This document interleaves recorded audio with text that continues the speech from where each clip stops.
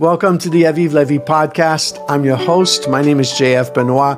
I'm the best-selling author of Addicted to the Monkey Mind and Avive, an adventure in belonging.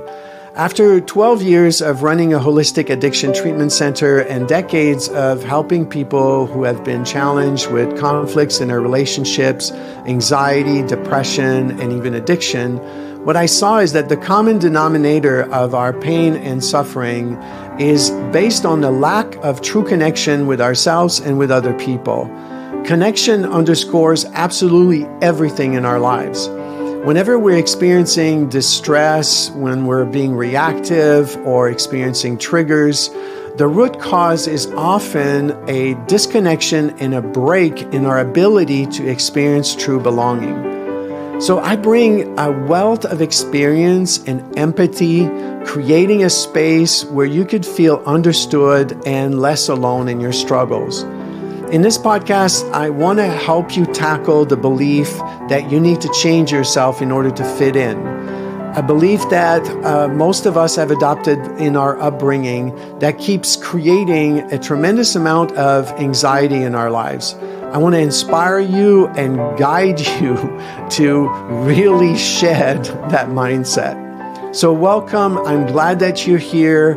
So with connections with guests like you and interviews, I'm going to help you truly and support you to be your true self, to be able to let go of performing, let go of meeting other people's expectation, and most importantly, really gain the ability to shed all the self-judgments that we have about ourselves.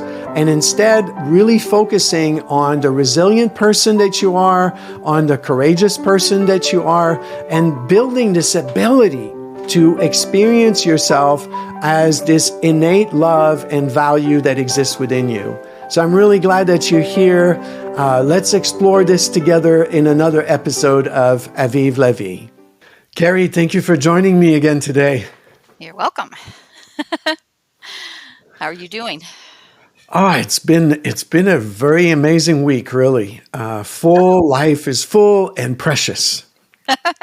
What are we talking about today? Okay, well, I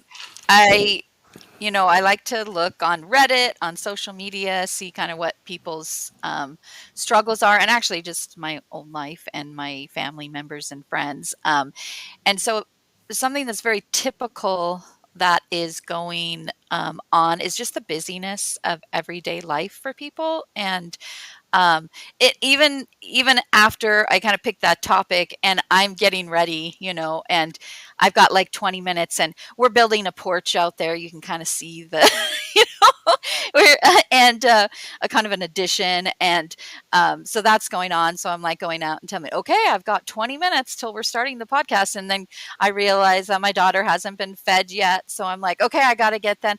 And then I'm like, what am I going to do with my hair? I'm just going to put it up in a messy bun. And then the bottom half of me does not match the top half of me. I'm not coordinated at all, but that's kind of typical. And so, as the topic came, I could see like how it applied to my own life also. And then my sister was just down and she was like, I can't believe these last couple of weeks. Like she said, I have so many appointments. She has a daughter in high school. She's got, a daughter in junior high. They have a business they run and they have all these different things that have come up. And so that was kind of the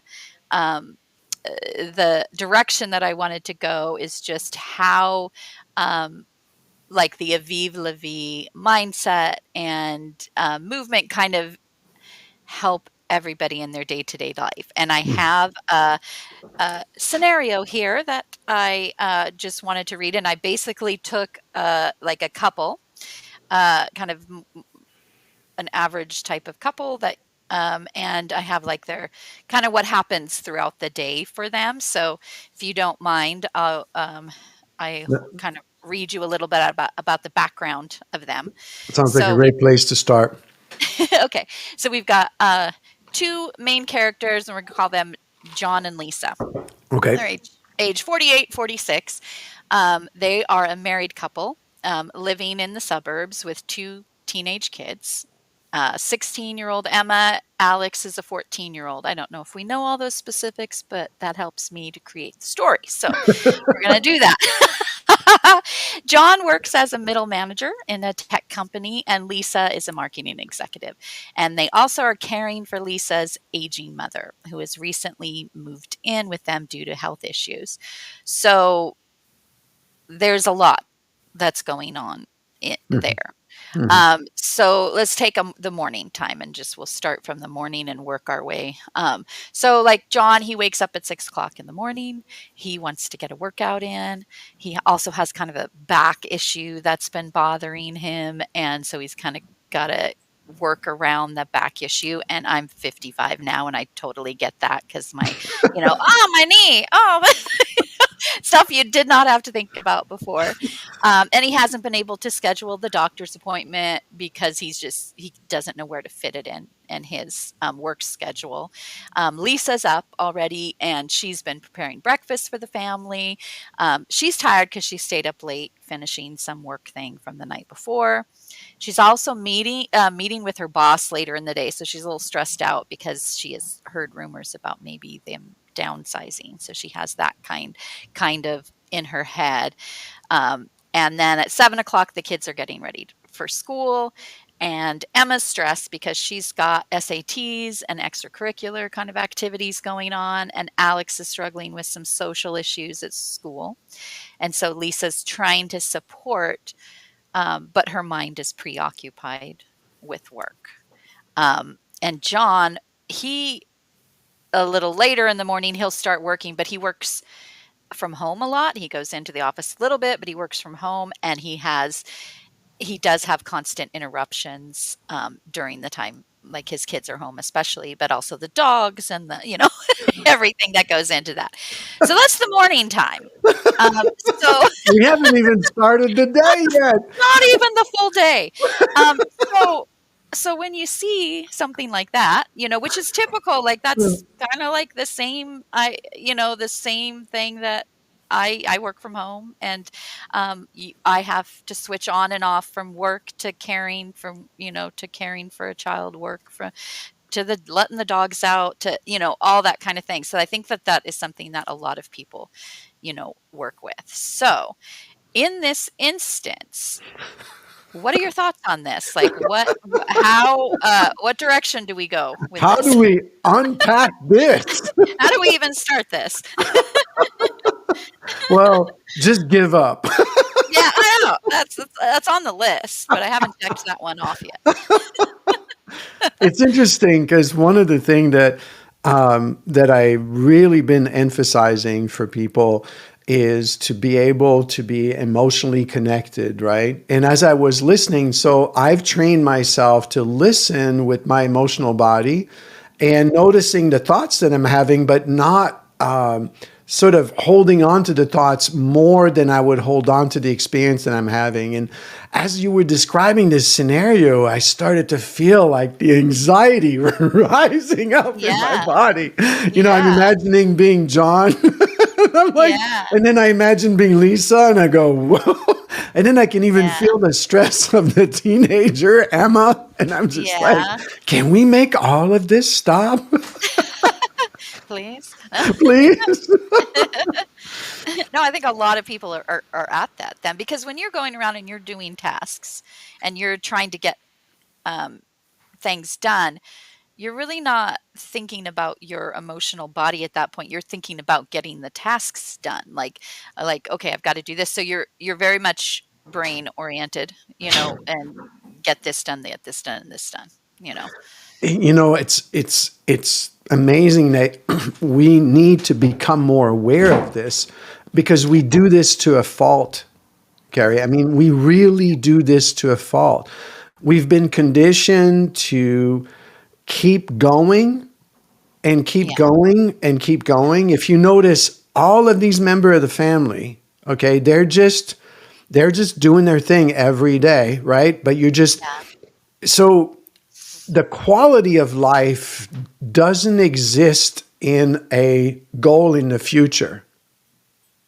right? Yeah. The quality of life is not about getting to my next task and getting my next goal done. And then, but when you're caught up with so many things like that, that's the illusion that we have about our lives, that we actually don't have a choice to live that way.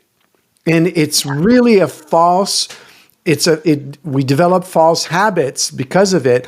And because we experienced that growing up too, right? Yeah. If you look at John's family or Lisa's family, what was the dynamic for them growing up?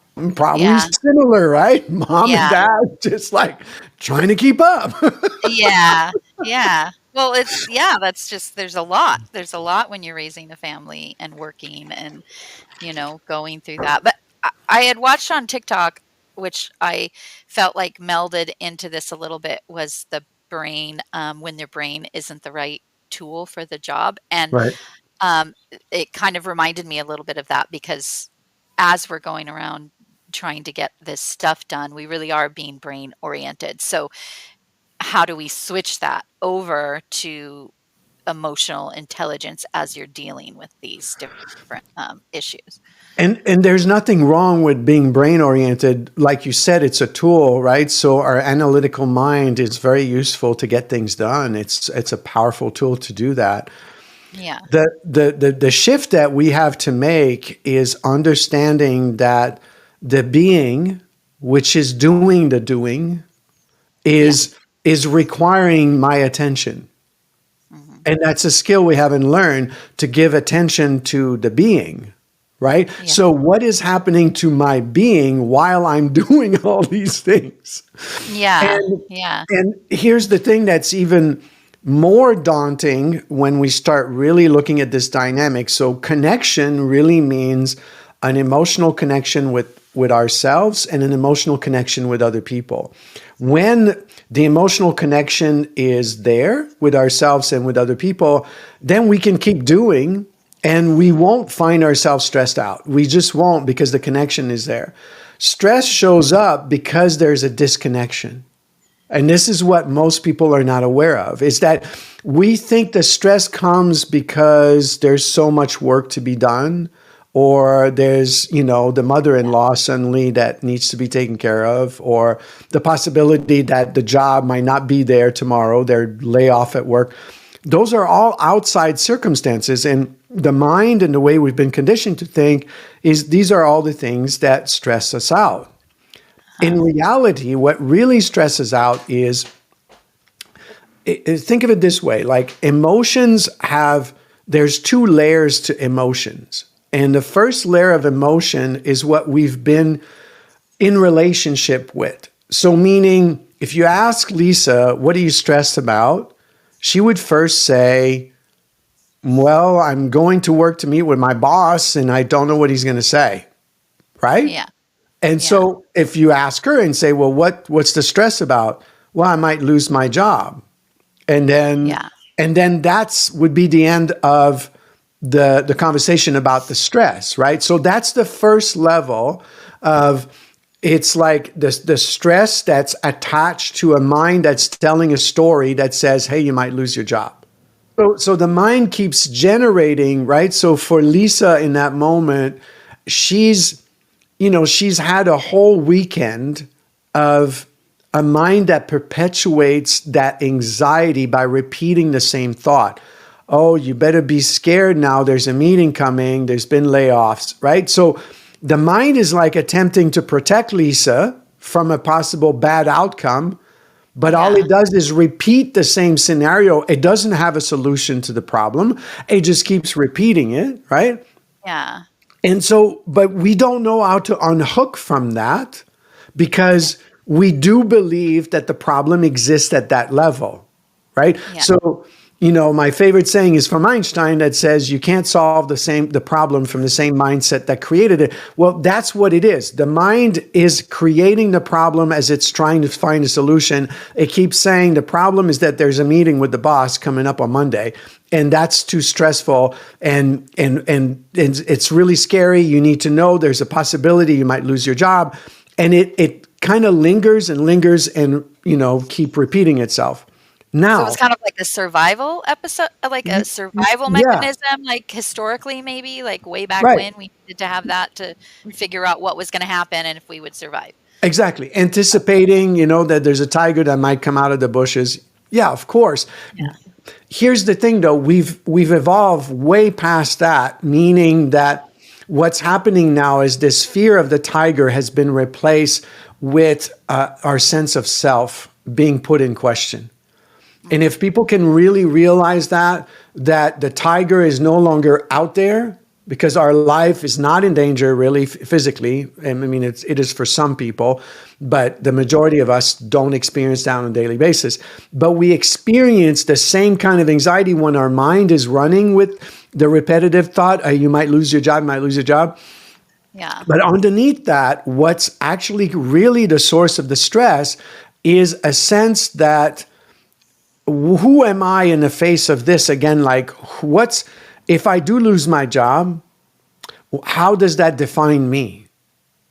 Yeah. And this is where How most, how am I going to provide for my family? exactly. And if I can't provide for my family, then what does it mean about me? Hmm. So again, this meaning that we attach to event and situation, which we've been conditioned to believe, right? That it's like we went to school when we were young and the parents put the emphasis on success, right? Getting good grades and all of that. So we have this feeling that what makes us belong in society, what makes us part of society, is this way that we're being recognized, or this way of succeeding. And if we start failing, then we start putting in question our sense of self. So this disconnection happens for most people almost every day, in small little ways and in big little ways. John could experience that just because he's getting interrupted in the middle of his work, and he's thinking that his stress is coming from being interrupted. But deep down, he has a deeper anxiety that is about getting his work done. Well, is it about getting the work done, or is it again about what does he think of himself if he doesn't get it done on time? Well, then that starts to threaten his sense of self. So there's so much that we get lost in. We get lost in the narrative that tells us that the solution is the problem that we keep regurgitating in our own mind, right? We just keep like repeating the same thought. Oh, yeah, it's like there's this, this work that needs to be done and turned in, and I need to do that, whatever. And then there's a knock on the door, and suddenly now we're stressed out, and now we're blaming the knock on the door, and we're blaming the work. But in reality, underneath all that exists an anxiety that's about the self.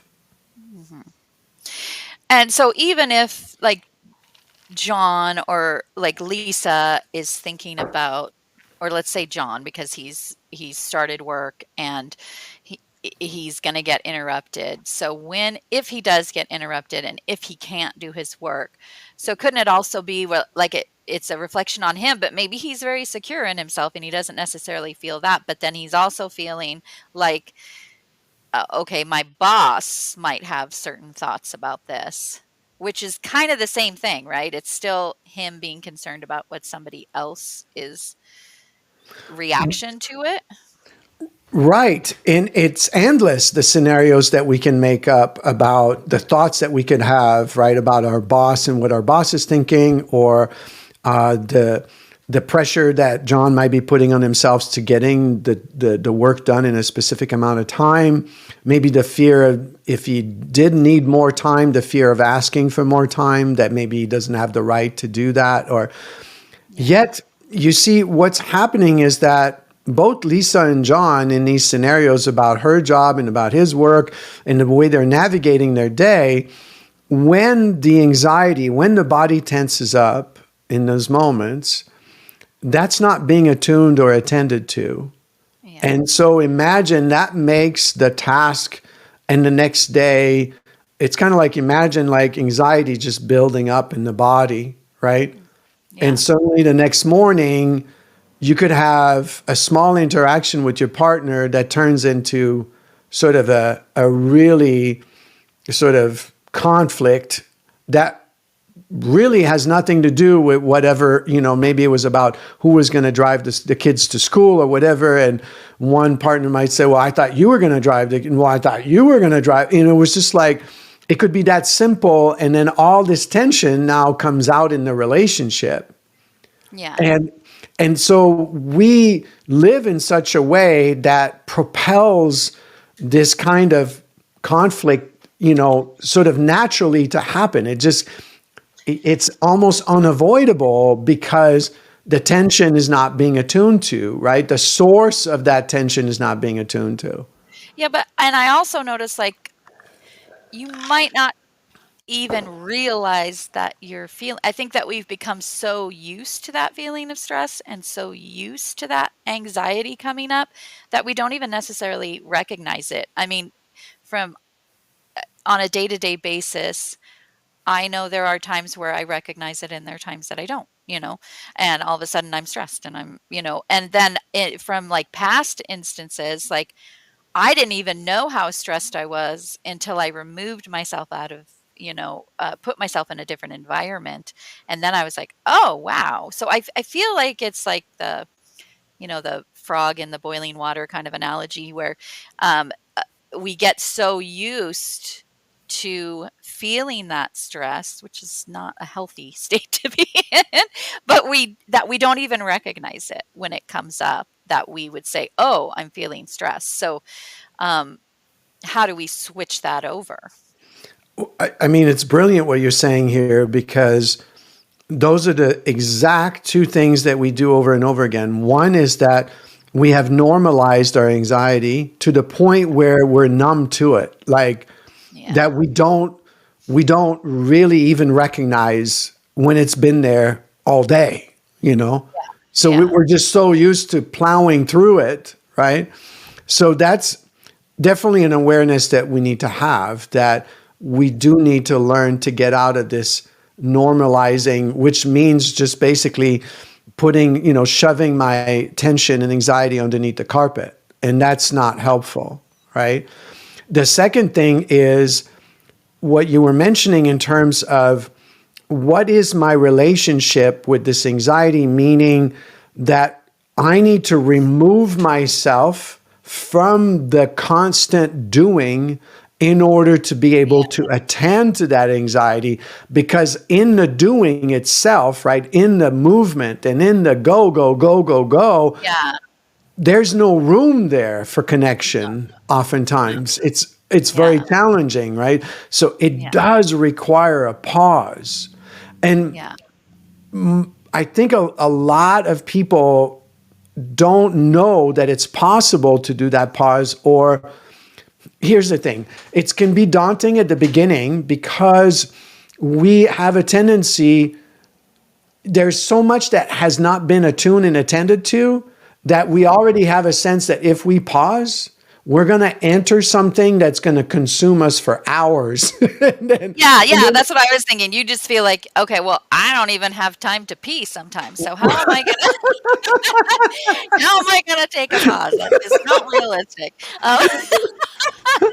So, that's the mindset that you're in, and though I know logically that that's just not the case. There's different places here and there that can happen, but that's the story that I feed myself sometimes. I love what you said. Like, I don't even have the time to pee. It's like, I really know that's a product of the mind, right? Like, the mind has convinced me that I need to go so badly. I don't even have time to pee.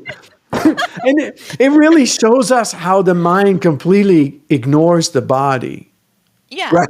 It's like the mind thinks, your emotional stuff in your body, just get over it. Just keep going. We got things to do. No, I know it's funny but it is. That's kind of what we're. Hey, do you want to go further into their day and see what John and Lisa are up to? Sure, let's take a look. Okay, so John, mid-morning, he's working at home. We already talked about that, interruptions. Lisa receives a call from her mother's caregiver, who informs her that her mother had a fall, and Lisa had to rearrange her schedule to take her mother to a doctor's appointment. causing her to miss an important work meeting. Um, so Lisa goes to the doctor's office with her mother. She's feeling kind of overwhelmed because when you go in there, the healthcare, the forms you're filling out, and the costs of it, and she worries about how to cover the expenses while still saving for her kids' college tuition. And then John, this is, lunchtime, basically, lunchtime. John's stress level rises as he deals with a demanding project. He feels the pressure to prove his worth, which is like what you were talking about, amidst his fears of being replaced by younger employees.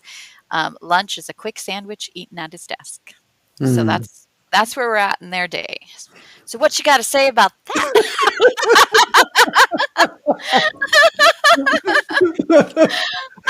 Again, what's fascinating is, again, like developing the muscle to be able to be present emotionally. We can Yeah. notice in this scenario, again, what I notice in my own emotional body is like, oh, the tension is high now Yeah, I again, just feel it in my chest, just like the right? tightness of, And yeah. and having this sense, I think the first step for most of us is to begin with what is the belief that we have about our own emotions. Mhm. So what, like if you think of yourself growing up, Yeah. how were emotions treated? Like We sadness were or not supposed anger, to yeah, that it's not something you don't have time for that. That's not something that you should be, like, paying attention to. If you're feeling, like, too sad about something, that's kind of like a weakness. If you're feeling, too happy about something, then you're kinda letting yourself getting carried away. And so it was, like, very much in this middle. Like I kind of talked about that before in some of our other podcasts, but just like kind of it being expected to not be feeling a whole bunch of, like, to be just in this middle in a zen like state, where few people have attained that, to feel that throughout their whole life, right?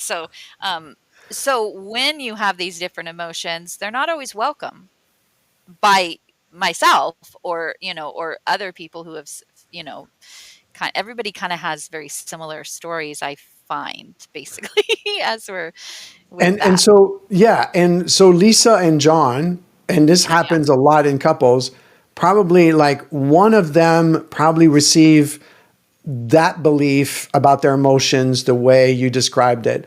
Yeah. Another one might have been with a parent who does blowout all the time. And Yeah. so Yeah. what they learn about emotions is emotions are there to just, like you just, the way you take care of yourself is by getting angry at people. Yeah. And Yeah. and so there's different dynamics, right, that everyone has received depending on the family they were raised.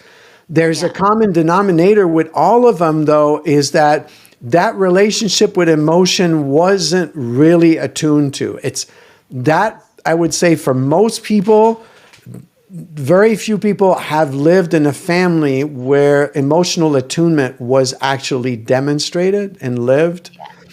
In Yeah. some of the best family, I think that the emotions were more treated like people who could manage them by considering the point of view of someone else, right? So, like parents who can say to themselves, we can agree to disagree. So Yeah. basically, these are regulated people that don't really escalate emotion, but it doesn't mean that they're actually fully in tune with their emotions either. Yeah. Yeah. So the belief that we start with is important to look at. Meaning, like, so if we just stop for a second and we look at your belief, and let's say you were John's situation and you're thinking, okay, feelings are not something to express, right? They're It's like not, it's like when you're training to be a doctor, you cut yourself off to get the job done. right. That's basically. Exactly. So let's say John has that belief. So what he'll do is when his wife, Lisa, says, how's your day? Mhm. Well, he's going to have the tendency to go, it was fine, Yeah. right? Because but inside, it's not fine. Yeah. right? He's in a state of anxiety. So if John can begin to understand that this is what he was taught, but it doesn't really help him feel better about himself, right? It doesn't help him feel connected to himself and feel connected with his partner. So the belief we operate from, I would say that's the place to start.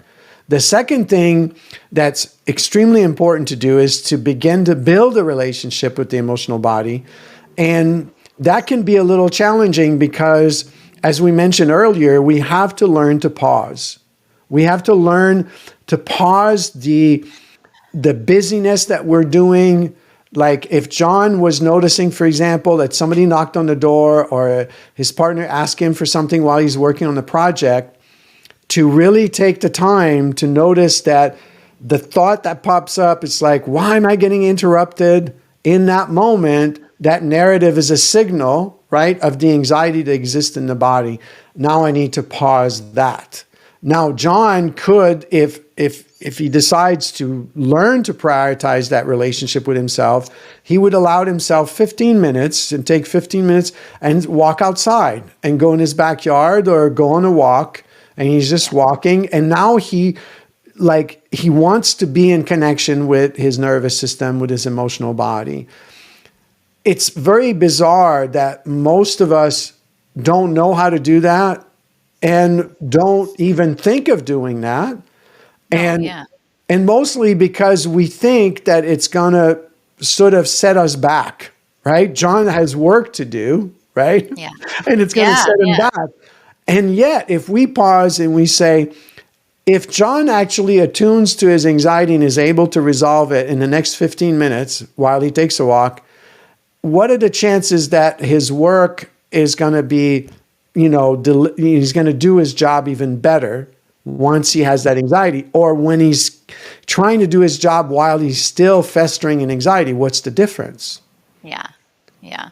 And so when we see that, we can really understand that it's a really solid investment to really invest in ourselves, in our emotional body, and attuning to that. And sometimes I find it really doesn't even take 15 minutes necessarily. Like it just takes a few minutes if that's really all you have. Like truthfully, you've got a meeting in 15 minutes or, is it better to go in that meeting taking a breath and a pause or not, kind of doing that. So sometimes it's just even a few minutes if that's what, you And can it do. depends on the situation too, right? Meaning that there's certain things that can trigger sort of a bigger response, right? A reaction. Oh yeah, like adrenaline pumping through your body. Right. Yeah. And so depending on the level, also what you're describing there is, for me, I've developed shortcuts because when you first start attuning, you might not quite understand the nervous system yet. Because when you haven't had a relationship with the emotional body, and attuning is the opposite of reacting. So people have an understanding, they have a false understanding of their emotion. They think that it's about reacting, right? Even the thought of, I can't be sad because when I get sad, I'll never stop crying. That is a thought. That's a mental construct of a fear of what it's like to be sad. It's not the same as attuning. Attuning doesn't feed the story, because when we feed the story, that's when we would, if you start sobbing, but all you keep doing is identifying with your mind and the story that says, oh my God, oh my God, oh my God, then you're going to keep crying forever. That makes total sense because you're over-identified with the thoughts. Attuning is not that at all. Attuning is the ability to recognize that there's a deeper reason for my emotion that is not about what my mind is telling me. It's not about the external situation, the people, right? That's not what it is. And so the shortcut is, if we can be, and it takes courage to do this, is begin with the understanding that the nervous system and the emotional body is concerned with one thing, is your sense of self. It wants to know if your value and your sense of love, if it's still there. As you're living all of these challenges and all of that, and once your emotional body, once you're connected and solid, to give you an example, like there's many people who run companies, right? And I think there's a book called From Good to Great, where one thing that caught my attention is he illustrates, he wanted to know what's the difference between a good leader and a great leader. And he said that what he discovered is a good leader is trying to get rid of his anxiety when he has it. A great leader thrives on his anxiety. So what's the difference? Well, the great leader is not afraid to crash. So it's like, let's say he's running a company and he's faced with such a huge problem and the company might crash. He sees it as a roller coaster ride. He's going, we're going to have fun with this. If the whole thing derails, well, then we'll just deal with that. And how is a person able to deal with a situation like that is because his sense of self is intact. He's not thinking that his identity is wrapped up in this. Meaning if he crashes, he's going to pick himself up and he's going to start another project. And he knows that his value has not been affected by his crash. Yeah. And that is unusual, right? That's why there are very few great leaders. But this applies to our lives. We don't have enough we haven't received enough role models to understand that emotionally, we haven't learned how to make that shift, meaning how to not attach our sense of self-worth and love and value about the situation and the people around us. We do this daily, and it creates the majority of the anxiety, but then we get caught in thinking that the anxiety has nothing to do with that. It has to do with the fact that I have all these things that I need to get done, right? Or this project I need to get done at work. You know, what I'm saying is so simple that it's hard to recognize on a daily basis. I feel like it's simple, but when you're operating from your brain all the time, it's hard to make that. It can be hard to make that switch over. Like if that's what your focus is. Yeah, it's like asking people to breathe. Sit down and breathe and focus on your breath. What I found is most people can't do it. And the reason they can't do it is because they're so identified with the mind that just breathing seems to be really uncomfortable. And it makes sense that it is, because when you start breathing, now you're going to start noticing all the tension that lives in your body. And the mind is telling you to move away from that tension. It doesn't want that. But then the mind tells you to keep doing more. And then doing more doesn't resolve the anxiety. It builds even more anxiety. I feel like we're in a perpetual state as just a society, and how we conduct our lives is just waiting for the other shoe to drop. Like, just kind of like, what next?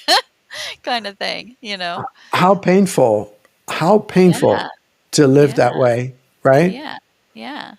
The thing that has, opened me up the most is when I realized that connection is an experience that lives in the here and now. And my goals and what I'm trying to do with my life is in the future. Yeah. So which is more important, right? The classic saying says, it's not the destination, it's the journey. Mm-hmm. Life is what happens to you while you're busy making other plans. Exactly, right? Yet, but if we understand the depth of what that really means, is the legacy is a life of connection. That's the legacy. What are you going to remember the most about your day? If you spend your entire day working, but let's imagine you come home and you look in your partner's eyes and you say, I see how you are with our kids, and you blow my mind. The way you care and love, and I see you every day show up for them. I wish I had a mother like you. Yeah. And that moment... That would be a nice compliment, wouldn't it? That can only come, though, when we learn to attune to our own emotional body, and we've created that connection. Now, this kind of connection with others and the people around us come often because we're connected, and what we want is more connection. Yeah. Connection is a muscle. It really is. And what's daunting about building this muscle is just that our mind has been conditioned to go against connection, like thinking that even connection is scary because you're going to get rejected, or it's not going to go well, or you're going to feel some feelings you don't want to feel, and those feelings will never end. And there's Yeah. all these constructs, right, on the beliefs that we adopted because of what was modeled to us growing up, right? These Yeah. beliefs that we've adopted about our emotions couldn't be more false. Yeah. And it's painful to live that way because we can't create connection without having feelings. And I'm not talking again about reacting from feelings. I'm talking about having an experience in the body and attuning to that experience. Feelings have a way, the intelligence of feeling is a movement. Think of it like feelings are like a cloud in the sky. And imagine that the cloud is moving, and if you attune to it, like when it shows up and you attune to it, it'll just keep moving, right? But when you don't attune to it, it's like the cloud stops. It's kind of like in the comic, of, I think it's Peanut, where it Yeah. just rains over Linus all Yeah. the time.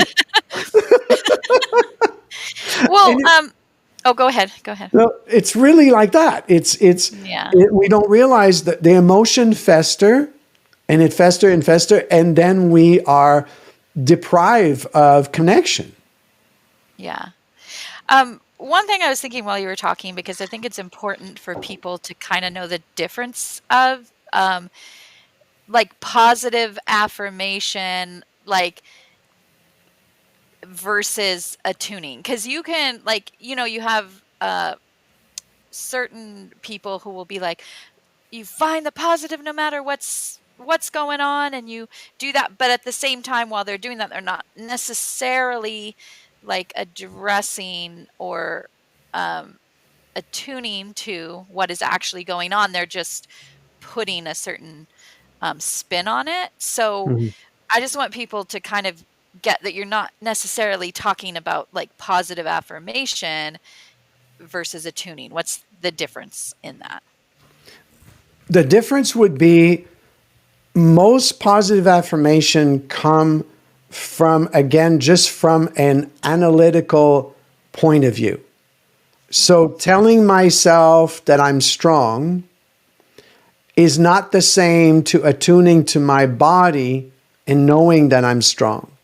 So it's like the mind in a positive affirmation, it's kind of like it's instead of a place to come from, it's the place to get to. So the affirmation lives in the future.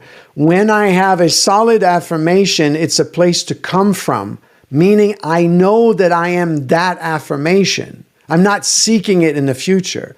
And what helps us anchor those real affirmation inside of ourselves is make the connection to an evidence-based experience. So I'll give you an example. So knowing yourself. What's that? Knowing yourself gives Yes, you but that. knowing ourselves from real experiences that we have lived through. So Right. if I ask you, what's one hardship that you've lived through, what would you say? Well, I've kind of talked about my family background that I came from and having to shift out of that whole way of life and way of being. That was, uh, that would be the biggest thing I would think of. So having let's put a little bit more specificity around this. So having a father, right, Hmm. that Hmm. was a dominant father, right? Hmm. Yeah. And how would Narcissist. you describe that situation of what you've overcome with him?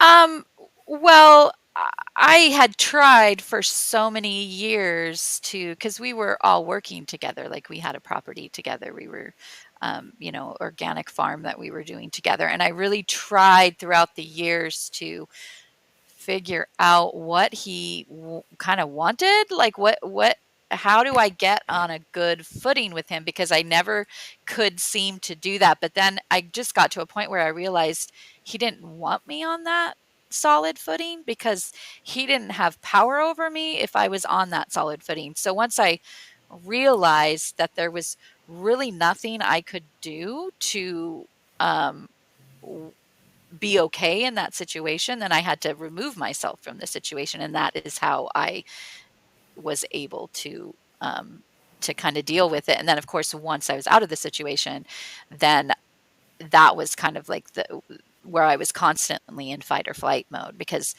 somebody who's changing the rules at all times and one rule applies to this person but not this it's confusing. And so I had to really get in touch with myself and knowing, are the motivations that he says I'm having, is that true? Is that accurate? So it actually taught me to check in with myself very frequently and check into that inner part because I wanted to know if what he was saying was true or not. Is that true? Am I being this way? Is this what?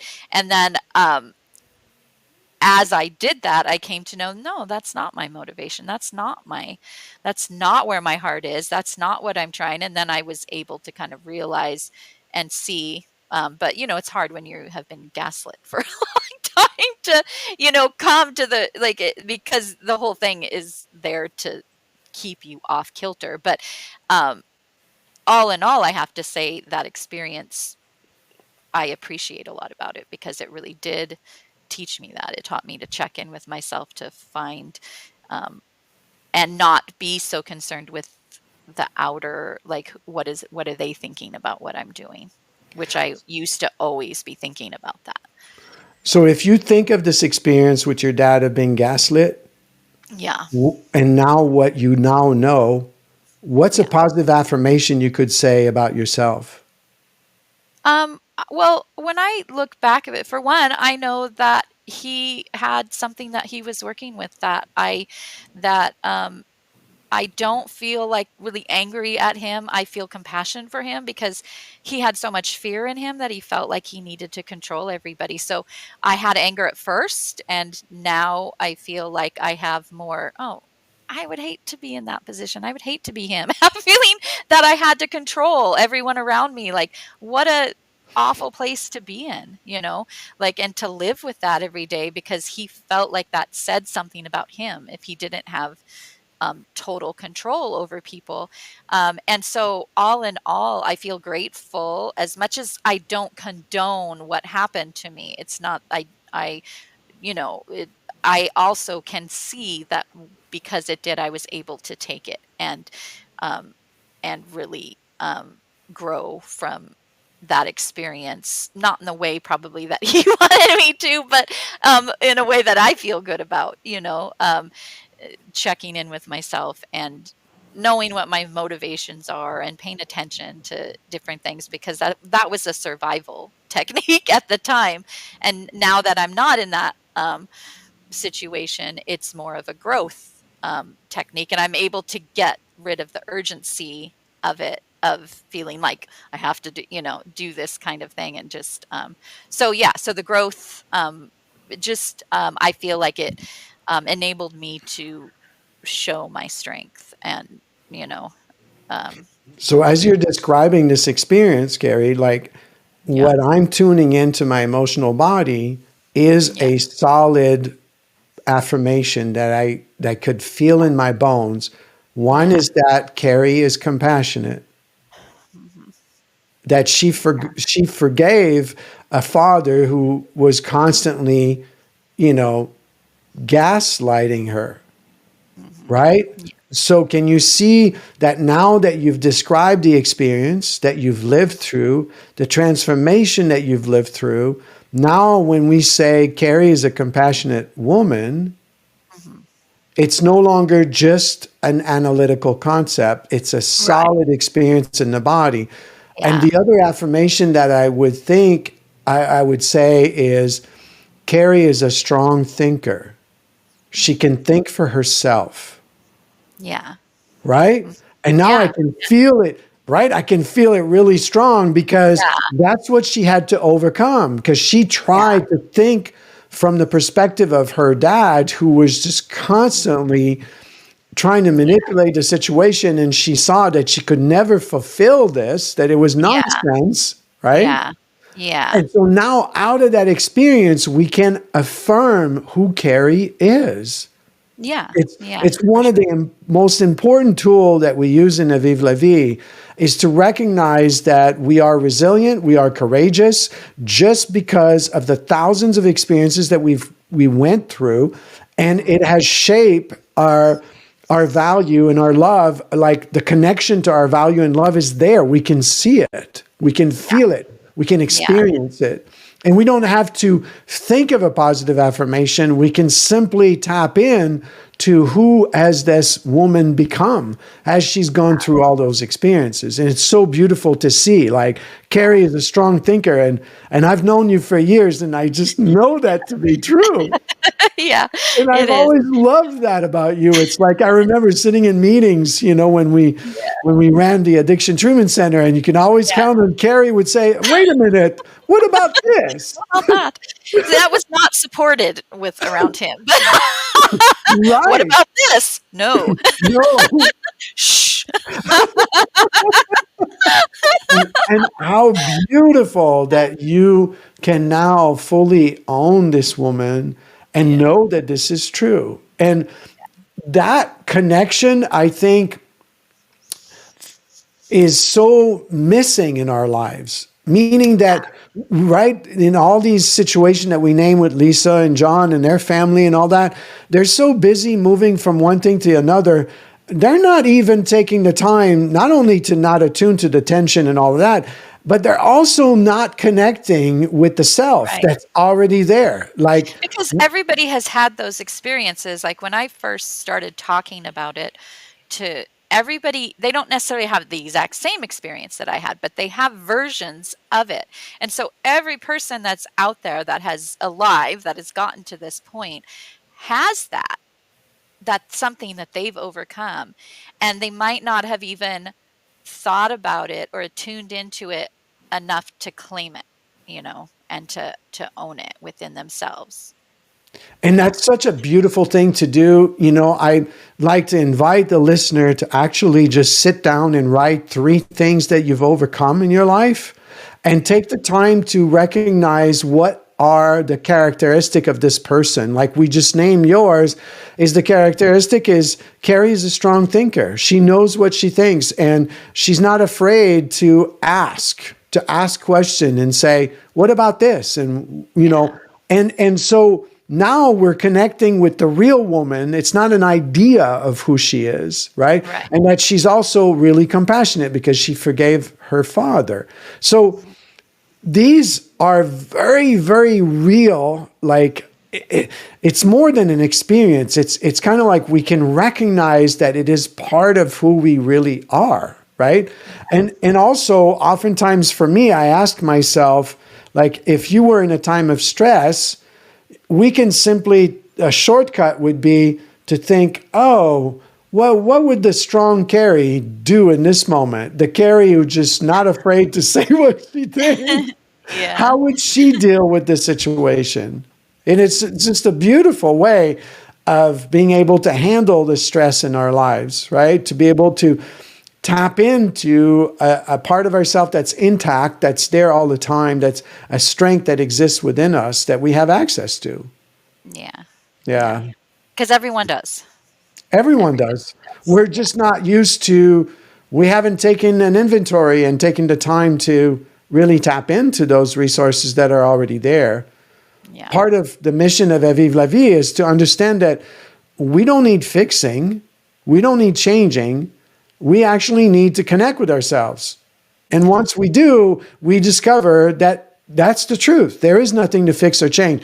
It doesn't mean that we can't improve ourselves. Of course, we can always improve, right? But we are not our behaviors. We are not what we do, and we are not our shortcomings. We are not our reaction. We are much more, much more connected than that, right? These are just surfacey way of being. They're not the real being itself, you know? Yeah. Very good. All right. Well, we didn't get to evening, but I don't think we needed to. I think that they're in bed now, and They went to bed. they went to bed. It'll be better tomorrow. Yeah. Thank you so much, Carrie. That was You're awesome. welcome. All right. Thanks for listening to the Avive Levy podcast. Click on the link in the description below to record one of the questions you may have that we'll answer on one of our future podcasts. Also, I'd like to invite you to be a guest so that we can support you in delving deeper in resolving some of the core issues that you might be dealing with. Don't forget to check out my link for my books, also our newsletter, online groups, and the weekend adventures that I offer. Again, it is extremely rewarding to be on this self-discovery journey with you and to actually get to experience a sense of true belonging.